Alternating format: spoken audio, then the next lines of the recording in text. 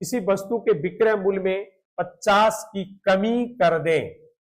गौर कीजिएगा, type change है, ध्यान दीजिएगा, बहुत इंपॉर्टेंट टाइप है, ये तो बराबर पूछते ही रहता है।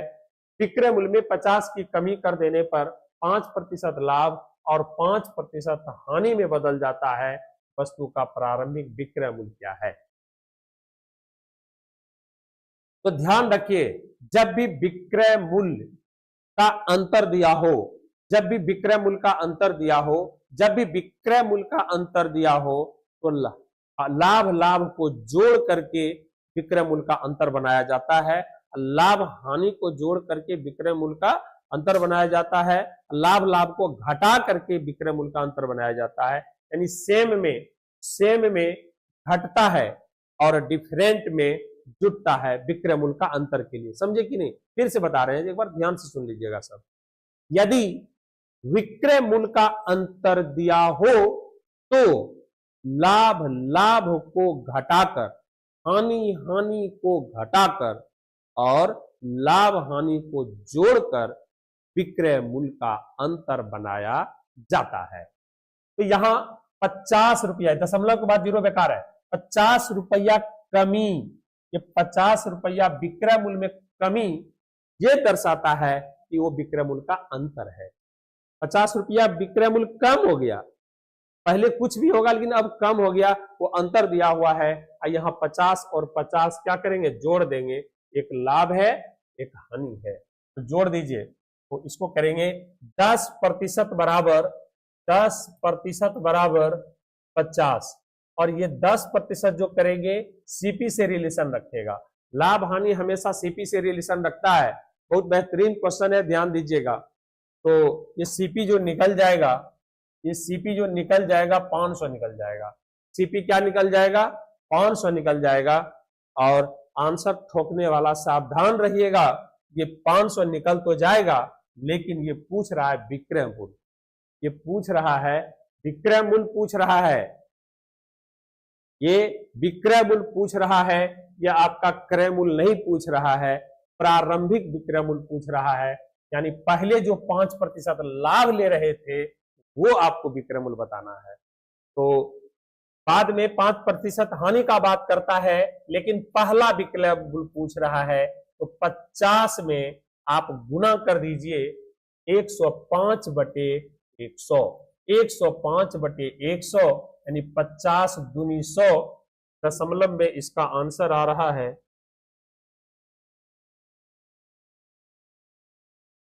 तो सॉरी 500, 50 नहीं 500 में, 50 नहीं, विक्रय सीपी में गुना होगा, अंतर नहीं, धोखा से लिखा गया ये 500 होगा। 500 0 कट गया, थोड़ा सा मिस्टेक हो गया।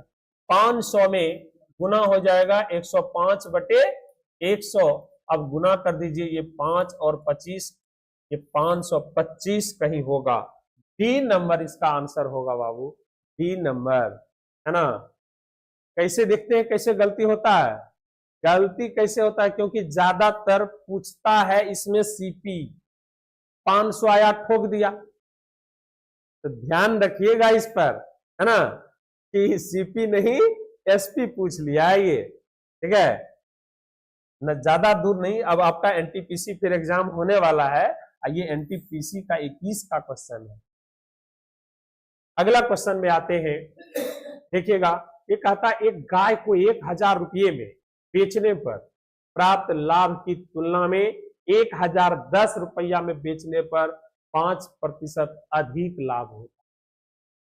तो 5% अधिक लाभ है, ये अंतर दे चुका है, परसेंटेज वाला अंतर दिया हुआ है। तो यहां क्या है कि 1000 क्या है बेचा है और 1010 में बेचने का बात करता है। गौर कीजिएगा, एक वस्तु को आप कितना बार बेचिएगा? एक बार। एक वस्तु को आप कितना बार बेचिएगा?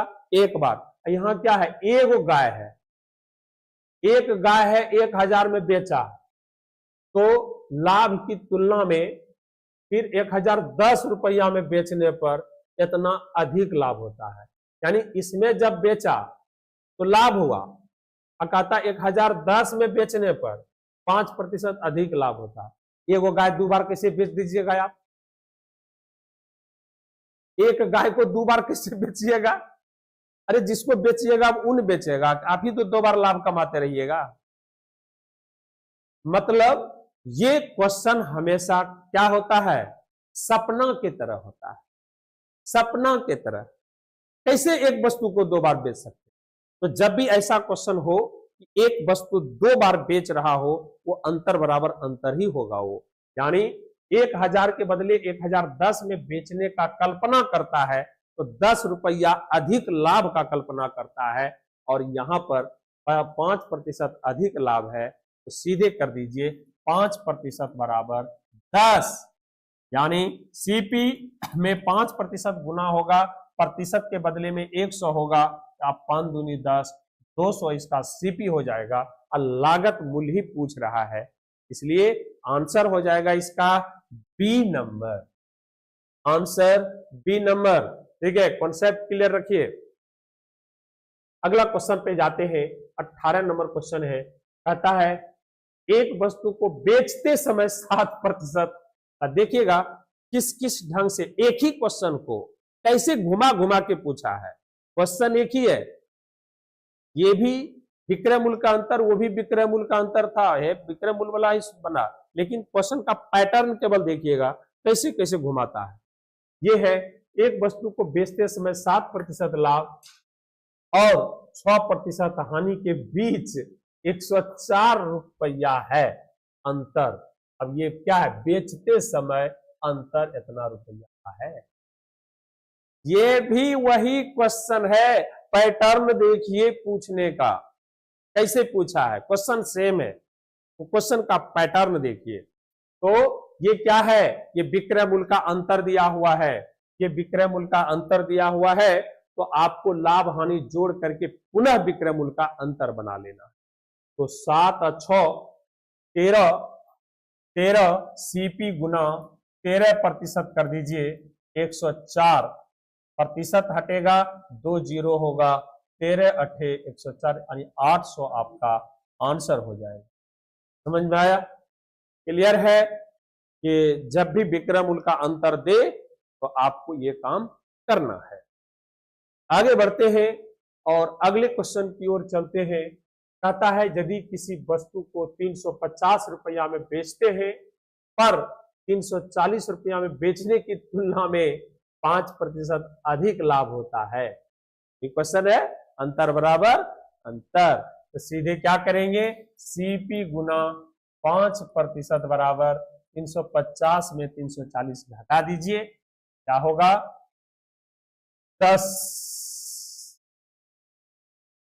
200 रुपया आपका क्रय मूल्य हो गया, 200 आपका क्रय मूल्य हो गया, है ना। चलिए आगे बढ़ते जाइए फटाफट। अगला क्वेश्चन में आते हैं। 20 नंबर क्वेश्चन है।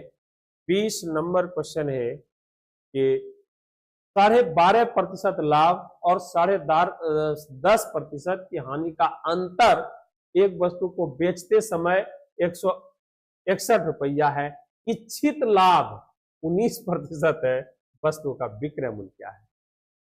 क्वेश्चन वही है, थोड़ा सा पुछड़ी लटका दिया लास्ट में, है ना। क्वेश्चन वही है, थोड़ा सा पूछ को लटका दिया है, तो लाभ और हानि को क्या कीजिए, पकड़िएगा कैसे, इसी से जब भी विक्रय मूल्य का अंतर दे बेचते समय 1 रुपया, यह अंतर यहां पर लिखा है, अंतर यहां पर लिखा है, तो 12.5 और 10.5 को जोड़ दीजिए, कितने होगा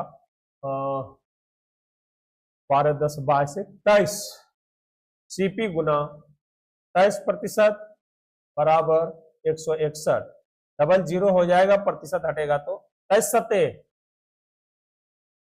161, 700 नहीं दिया आंसर। हाँ, एसपी 700 में गुना कर दीजिए, यह वाला 19% लाभ, 119 बटे 100, 9 सत्ते 63, जिसके लास्ट में 3 हो वो आंसर हो जाएगा, जिसके लास्ट में 3 हो वो आंसर हो जाएगा।